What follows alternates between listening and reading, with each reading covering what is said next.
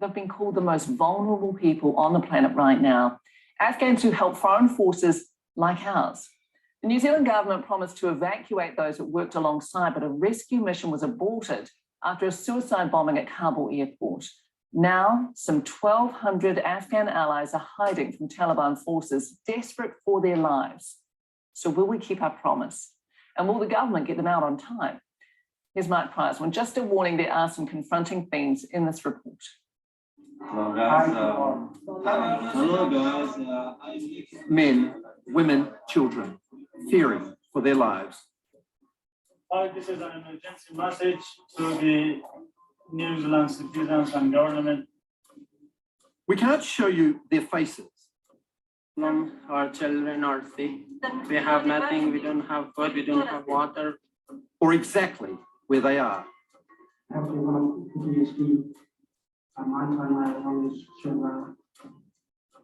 But somewhere in Taliban-controlled Kabul, these people are in hiding. They're searching door to door. Find me, kiss me. How close do you think the Taliban are to finding you? Here, always we see the Taliban cross the roads. These are the people who once worked alongside Kiwis trying to rebuild war-torn Afghanistan. Everyone that has worked for a foreign military has been hunted down. They are on a hit list.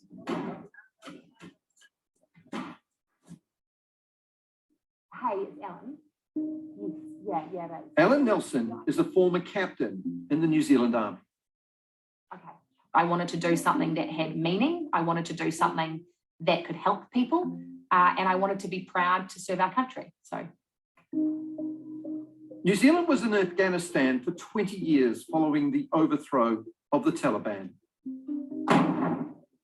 We spent around $300 million and gave the lives of 10 soldiers trying to rebuild the war-torn country. I really felt like our team and I were making a difference. Alan served in Bamiyan province in 2010 as the engineer officer in the New Zealand Defence Force's provincial reconstruction team. It is absolutely stunning. The mountains, the Bandimere Lakes, some of the Buddha ruins, it's full of really neat people. It's a really great place. Together, they rebuilt roads, orphanages, schools. I had 5 Kiwi soldiers and then 15 locals. We would hang out, we would laugh together, we would exchange photos of our families, we'd talk about our lives in our respective homes. They were very much part of our team and we formed very close connections with them. What was the danger to them from working with you? We are basically considered infidels and they worked with us. That is a huge risk that they took to do that, but they did it because they believed in what we were doing. They believed in a better future for their country and they wanted to be part of that. Some of the work that they did for us was actually saving our life. We were responsible for the perimeter security structures and my team helped build those structures. The people of Bamiyan are Hazara, an ethnic minority in Afghanistan. They are Shia, a different strand of Islam to the Taliban, and suffered brutal persecution and massacres under their previous rule. One day they killed 500 people. This man came to New Zealand 8 years ago. He's still too terrified to show his face. I lost my uncle and my cousin at that time. Killed by the Taliban? Yes. Shot? Shot them. Yes, with gun. For just being a different religion? For being different religion, different ethnicity. When he was only 14, his family spent 10 months hiding from the Taliban in the mountains. Sometimes my dad tried to go into the village to get some food. And also I remember that sometimes we eat grass, so we didn't have anything. For 20 years, the Taliban was largely kept at bay by foreign armies. But then they left. No one actually expected that something happened so dramatically. In August, the Taliban took Kabul and with it, Afghanistan. Folodi Amir and his family immediately went into hiding. Lost all of hopes. Every day we're just waiting when someone comes and search us and find out. Folodi is Hazara, and even more dangerously, he'd been working with the New Zealand government to develop an ecotourism project in Bamiyan. And I was hiding at home. Every night my children were asking that what will happen to us if something happens to you. The New Zealand government mobilised. We are looking to deploy an asset in order to facilitate the removal of both New Zealanders, but those that we consider may be at risk because of their association with New Zealand. Stay there, stay there. The New Zealand forces joined an international mission to extricate the people threatened by the Taliban. They actually fundamentally kept us safe. And so New Zealand, we owe it to them to keep them safe. Ready? Alan had left the army, completed a PhD and was raising a young family in Manawatu, but she never forgot the people of Bamiyan. One for Big Brother. And they hadn't forgotten her. It was one family, then it grew to 7, then it was 17, and then it was all 43 families. They needed help to get an emergency New Zealand visa to leave. In the Manawatu, on the other side of the world, Alan went to work. I kind of found myself in the middle of this situation, calling MFAT, calling immigration, trying to find out what was going on with these visas, because without them, none of these people could have gotten out. These people have become known as Alan's list. And so there's 282 people, almost 200 of them are children. And so these faces of little kids who are the same age as my 1-year-old and my 4-year-old, you know, and similar, their faces are burned in my mind, and it's really hard. Do you see your own kids in those faces? Yes. A tough task was about to get even tougher. An ISIS-aligned suicide bomber struck at Kabul airport. 170 people were killed. The New Zealand evacuation flights were immediately suspended. The future evacuation will look different to what it has to date. And it will be difficult and it may take longer, but we are not giving up. How many of the people on your list got out before the airport bombing? None. I have 43 families, 282 people, not a single one of them got out.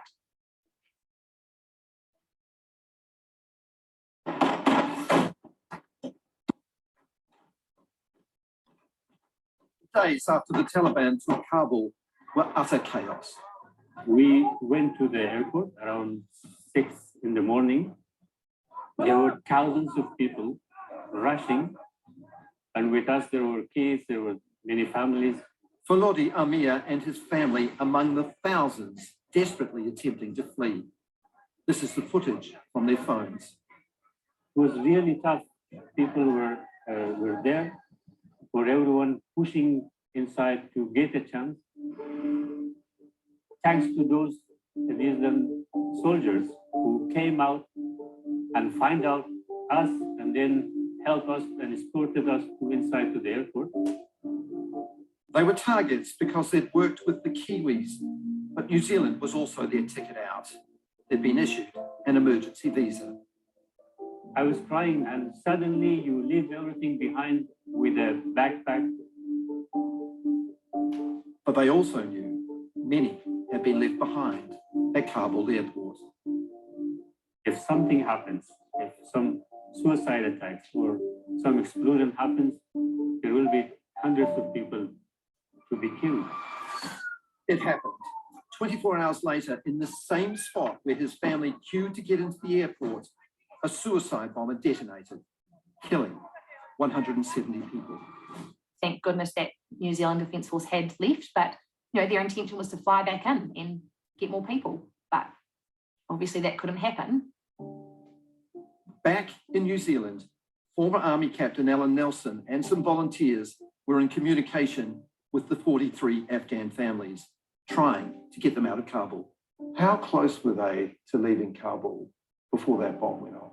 About 24 hours. These people were literally in Kabul, imminently awaiting a flight out of there. Yeah. Ellen went into overdrive to make sure that all her families had Kiwi visas. Access to internet is really limited.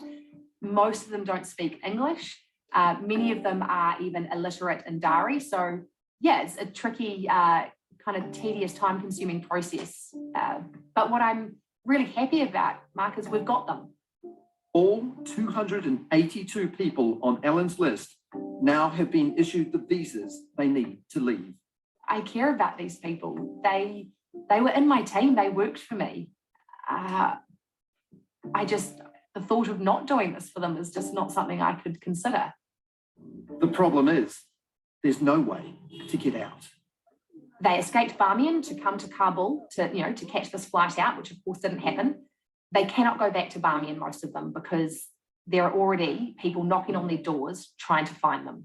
And when the Taliban come, we start the small babies or another persons. We reached one of them in hiding in Kabul. What is your situation at the moment?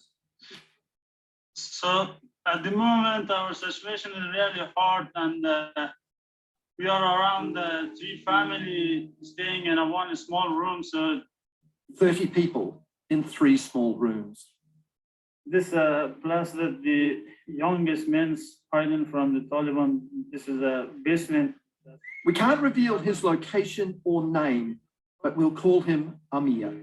He's 23 years old, and these are his 2 young children, a boy and a girl. How frightened are you for your daughter with the Taliban? So it's very hard for us. It's how you're so scared about this. She is just 3 years old. Women disguised under burqa are sent out to get supplies. So right now she is coming from city. She brings some food for us. But money to buy that food is running out. So you can see this is our situation. This is our food. This is all you had to eat, just bread. Yeah. 3 of the women in this group gave birth in the last month. And I just, as a mother, I can't even imagine that. To be fleeing from your home in fear of your life, struggling to find food, and then you give birth to a baby in the middle of all that. I mean, it's kind of unfathomable, isn't it, to a New Zealander? The Taliban has urged those who work for foreign forces to repent. It says it's changed, but has it? We are seeing evidence that that's not the case. And these recent images of a brutal public hanging from Herat, Afghanistan's 3rd largest city, tell a different story. What will happen if the Taliban do find them? So some of them will surely be killed. Chris Parsons is a former SAS commander and deputy chief of the army who completed 2 tours of duty in Afghanistan. Always will serve purpose, that's how I'm wired. Chris is now a civilian, but volunteered to help after hearing about Ellen's list. They served with us, they helped us keep us safe. They are welcome in New Zealand. The Prime Minister said that. We've given them visas. We now need to keep our promise, get them home. And it needs to happen quickly. Just this week, a man who worked alongside the New Zealand Defence Force was shot and killed in Bamiyan by the Taliban. Chris, Ellen, and a group of ex-military veterans are hatching an extraction plan. One of our team members helped get 46 young Afghan women out, and one of our teammates got 20 people out across the border. It's really important that these potential extraction methods are not made public because the last thing we want to do is then jeopardise the success of these extraction plans. Okay, well, but they can only do so much on their own. Okay, that's really good going. To get volunteers working with government is going to be the key to getting the best solution for people in danger. They now need the diplomatic heft of the government to come on board. The government by itself will struggle to solve this rather tricky problem. we by ourselves can't solve it either, but together, maybe we can. For 6 weeks now, Ellen's been trying to speak to government ministers. Finally, this week, Minister of Foreign Affairs, Nanaya Mahuta, sent an email. I would like to believe that Ellen and the government is able to work together under these really challenging times. Also announced this week a special representative to Afghanistan to support those who want to leave. Are you working urgently enough? We are working as speedily as we can alongside allied partners. MFET are engaged with Ellen and the cases that she has brought to their attention. If any more die at the hands of the Taliban, will we have blood on our hands? We want to ensure that we can facilitate the safe pathway of those eligible to come back to New Zealand. That is my focus. We remain vigilant and live to the fact that we couldn't get everybody out, but we are doing as much as we can. The government is ruling out a charter flight for now. It may be weeks or even months until the special representative is on the ground. The reality is they may not survive that long. I'm not prepared to go down that road because the whole point of appointing a special representative is to ensure that we have greater visibility of just how long this will take. Salam, I hope you're going okay. Every day, Ellen speaks to the people on her list. And every day, the Taliban gets closer. One of my families has already been beaten to a critical condition and was just lucky that he escaped with his life just in the last month. There's already been family members of these family members who have been taken away for questioning. And critically, their resources are running low. We don't have money. We don't have enough food here. If the Taliban don't kill us, we will kill it by finding food or Starvation. Yeah. You will starve if you don't get out of there. Yeah. A little over a month ago, Falodi Amir and his family were hiding for their lives in Kabul. Actually, I'm very happy to be in New Zealand. All they have is what they could carry, but they are now safe and sound in Aotearoa. For my family, my children, especially my 2 daughters, that they lost their hood. Now they are very happy that they can go to the school, they can get their education, they can be living in the country without discrimination. Time is running out for those left behind. Ellen's list. Their plea to our government is a simple one. And please, we worked hard for the New Zealand troops when they was in Bamiyan. We support them. So now we need your support. Please help us. Our life is in a danger. Don't want to lose any of our family members. Yeah, and of course, our thoughts and wishes are with all those Afghans who worked alongside New Zealanders and who are still stuck in Afghanistan, and especially to the family of the man who died a few days ago. If you'd like to help the people on Ellen's list, details are on our Facebook page.